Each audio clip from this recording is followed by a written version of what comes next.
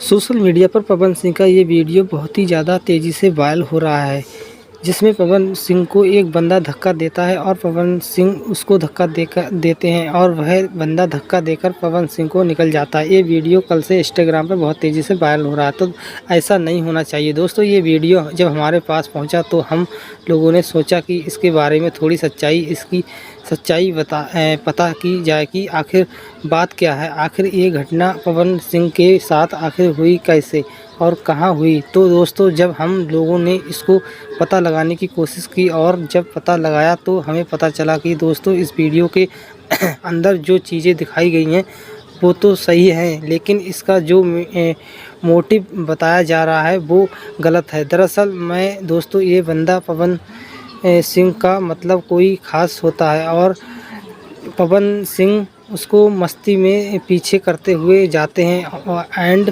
उसके ऊपर फूल भी फेंकते हैं। मतलब दोनों लोग फूल मस्ती कर रहे थे और यह वीडियो उसी बीच वायरल हो गया। किसी ने इसको रिकॉर्ड करके डाल दिया, जिस वजह से ऑडियंस एक गलत मैसेज पहुंच रहा था।